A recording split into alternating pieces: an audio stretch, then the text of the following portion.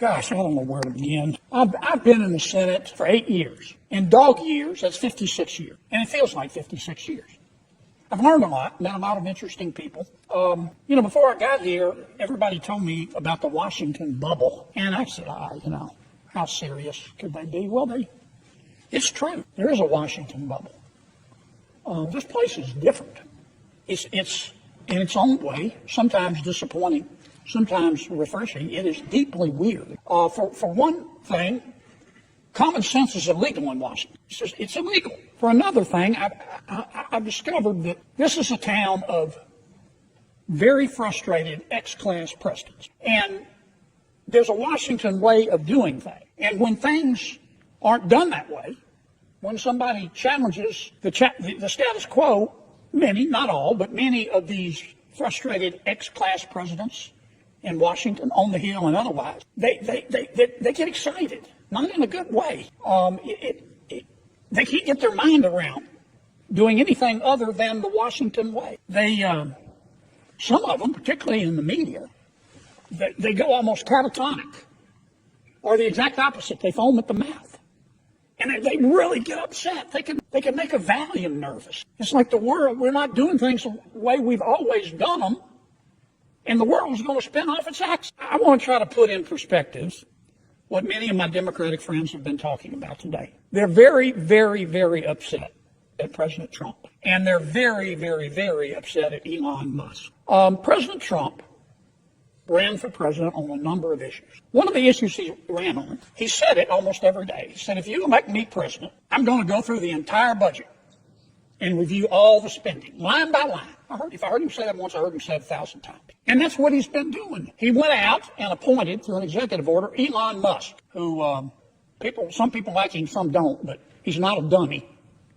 He's a very successful business person. He's got a top secret security clearance. President Trump issued an executive order, and he turned to Mr. Musk, and he said, Mr. Musk, I want you to do for me what I said I was going to do in the election. I want you to go through all the spending, line by line. Now, let me ask you something, Mr. President. How are you going to review the spending without reviewing the spending? How are you going to audit the spending by an agency without auditing the agency? That's what I mean when I say common sense is illegal in Washington, D.C. That's what Mr. Musk is doing. He's put together a crackerjack team, and they're going through everybody's spending line by line, item by item. And my Democratic colleagues are very, very, very upset. And they've been very eloquent. They've talked about the process, and President Trump's executive order supposedly violates the Constitution. And they've accused Mr. Musk of having conflicts of interest. And so I've heard people say he's sitting over there with a notepad, copying down everybody's Social Security number, and he's going to go use it to make money. People in this town, not just my Democratic colleagues, are really upset. They've never said anybody question their spending. But that's what Mr. Musk is doing. But I've listened. This has been going on for a week. People have been screaming like they're part of a prison riot. Oh, my God, look at what Musk is doing. He's looking at the spending. And I've listened to people talk about the process and debate whether it's constitutional and discuss how many lawyers can dance on the head of a pin. But you know what? I haven't heard one single person who's upset with President Trump or Mr. Musk talk about what he's found. They don't want to talk about the spending porn, the waste of taxpayer money that he's found. That's the point of all this. I tell you who is interested. The American people.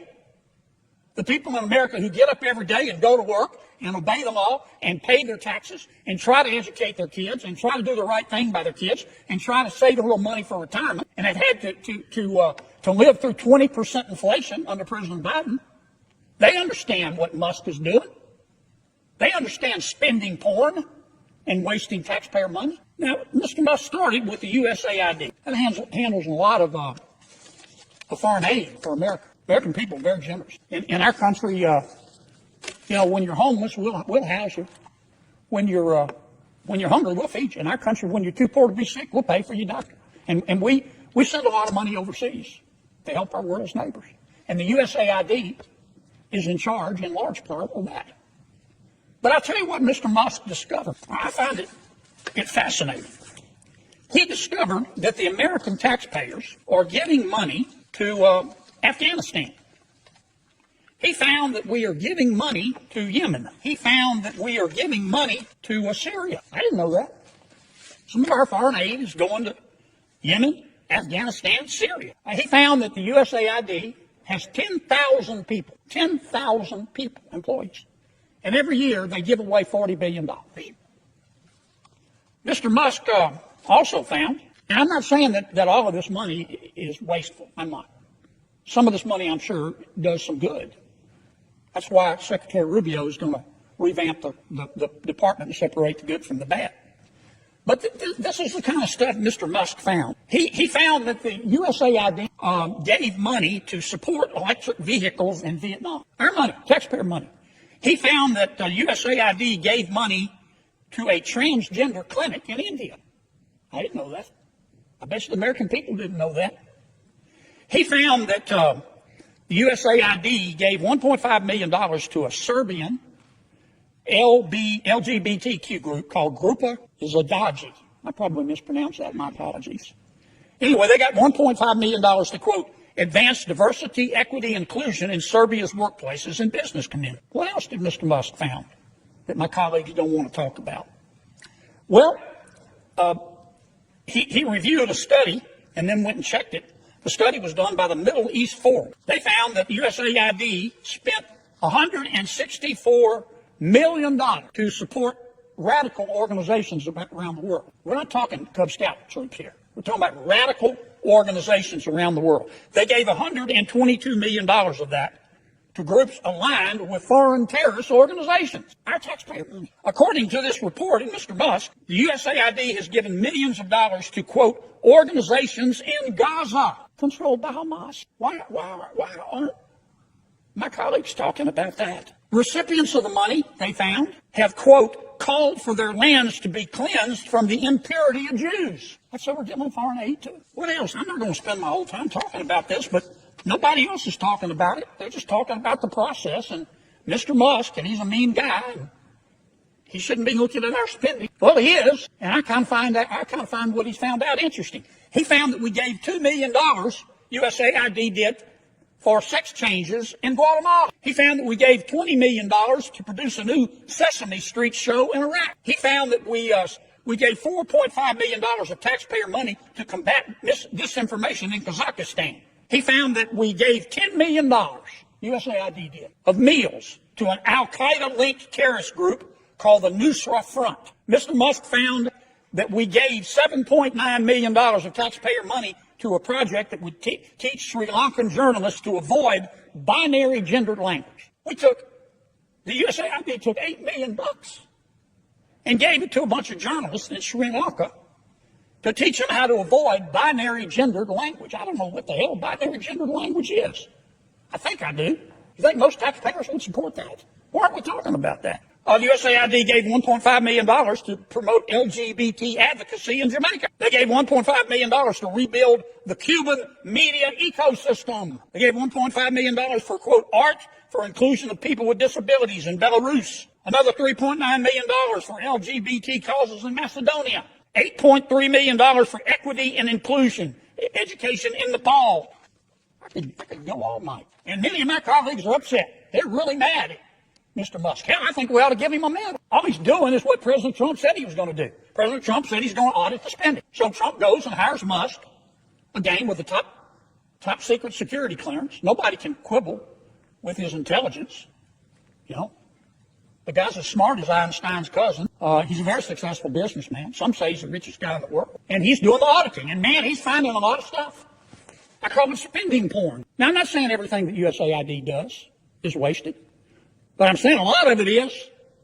A hell of a lot of it is. And we ought to be on the floor of this United States Senate thanking Mr. Musk. And we ought to be asking him to go through every agency and look at everybody's budget. Everybody's budget. That's what the American people want. They don't want to talk about process. They don't want to continue with the Washington way. They want to save some money. And let me tell you what's really going on here, too, Mr. President. For 4 years under President Biden, and for, 8 years under President Obama, and I respect both of them. I don't hate anybody. I don't. When I say my prayers at night, one of the things I ask God, God, don't let me hate, because it's hard in Washington. Don't let me hate. I have all the respect in the world for President Biden and President Obama. Tough job. But between them, they spent 12 years in Washington. And presidents set the tone. They control the questions that are asked. And here's the question that President Obama and President Biden asked for 8 years. For 12 years. I heard it every single day. Who needs to pay more in taxes? Is it you? Is it you? Who needs to pay more in taxes? We need more money. Who needs to pony up more? That was the issue. But that's not the issue today. We have a new president. You know what the issue is today? What the hell happened to all the money? What the hell happened to all the money? And that's what Mr. Musk is finding out. That's all this is about. And I'm just shocked that my colleagues have decided that this is a hill they're going to die on. How can you look the American people in the eye and support this kind of waste, support this kind of spending porn? I mean, the election to me made at least one thing clear, that the American people are sick and tired of people in Washington denying reality. The last administration tried to convince us that we were living in a crime-free world where inflation was temporary and the border was secure. And the American people didn't buy it. You know why? Because it wasn't true. And the administration, our last administration, tried to argue that Bidenomics was making our lives better.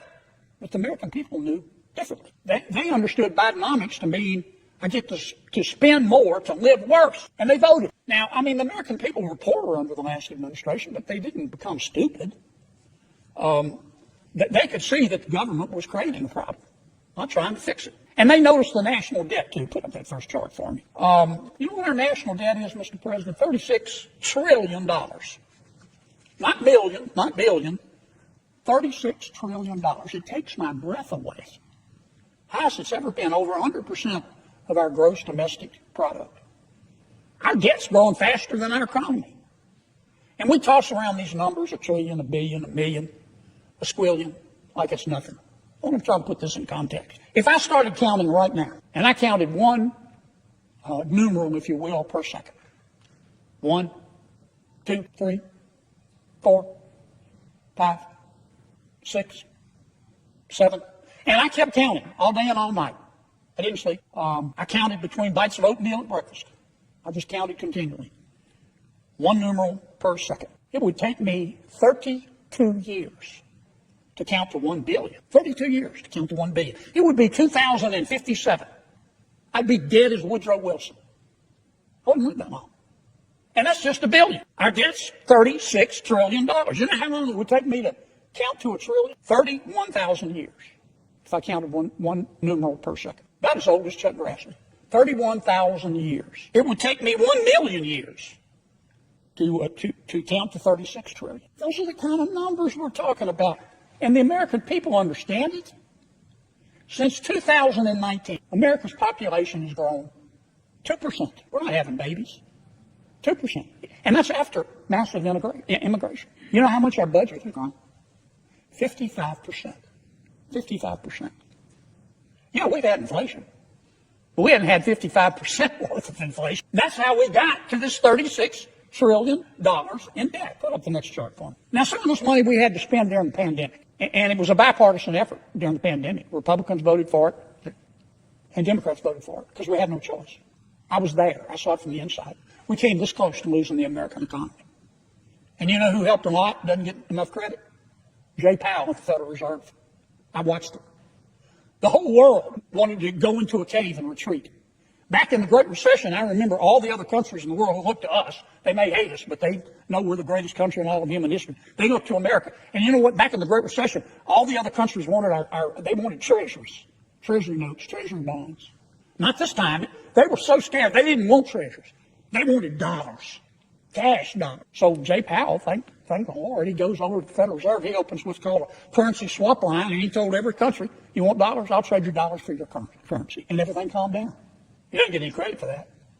But it was a gutsy thing to do. But on top of that, to save the American economy, that wasn't helping the American economy. We had to keep the economy going. We spent a lot of money. But then COVID ended. And what we should have done was go back to pre-COVID spending. But we didn't do that. President Biden, after the shutdowns and the coronavirus, the pandemic was over, passed the American Rescue Plan. COVID was over. He spent $1.9 trillion. Never let a good crisis go to waste. I didn't vote for it. Then he came back and passed what he called an infrastructure bill. It was really just a Green New Deal. I know what's in that bill. That was another $1.2 trillion. And then he passed the Inflation Reduction Act. I didn't vote for it, but that was another $1.0 trillion. And then he passed the CHIPS Act. This is really special. He said, big tech, the semiconductor companies need our money. They need taxpayer money. They're not making enough money. And he gave them money. He didn't give hardware stores money. President Biden didn't give the healthcare industry money. He said, I want to help big tech. And boy, they sucked it up like a Hoover Deluxe. We spent $280 billion subsidizing big tech. And you add it all up, and that's $4.3, almost $4.5 trillion. And that's how we got $36 trillion in debt. And that's why Donald Trump said, I'm going to look at every single line item of spending. And that's why he gave the job to Elon Musk. And that's why Musk is auditing these accounts. But nobody wants to talk about what he's finding. Nobody wants to talk about the spending porn, except the American people. They get it, Mr. President. They get it. And I hope Mr. Musk continues. My colleague and friend, we had a little discussion in banking today. Senator Warner makes a good point. He wants Mr. Musk to come over and talk to Congress about how he's doing this. I'm all for that. I am all for that. I would love to have him come over and walk us through what he's doing and how he's discovering all this spending for. We need all the help we can get on reducing our spending because we can't continue at this pace. I just want to spend a few minutes putting all this in perspective, Mr. President. The world's not going to spin off its axis, folks. Every business that I know of goes through an audit. Now we're being audited, but we're being audited by not by the usual auditors, but we're being audited by a person appointed by the President of the United States. And I'm betting you when he's through that he's going to go to all these agencies. He's starting in the Department of Education next. I think he'll end up finding that some of our money is being well spent, but he's also going to find that some of our money is being stolen and it's being wasted. And that's an insult to every taxpayer in this country. So I'm going to end like I began. We ought to be giving Mr. Musk a medal. We ought to be thanking him. Maybe nobody else wants to hear about the spending porn. But I can't wait to read the book.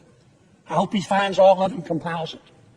I hope Marco Rubio, our new Secretary of State, takes USAID and shakes them by the shoulder and lifts up the good people there and fires the bad people, the people that wasted taxpayer money like this, giving money to terrorist organizations, giving money to organizations that support Hamas. Hope he gets rid of every single one of them. And I think if we listen to Mr. Musk, we can save a lot of money. And I hope he does come over and explain what he's doing.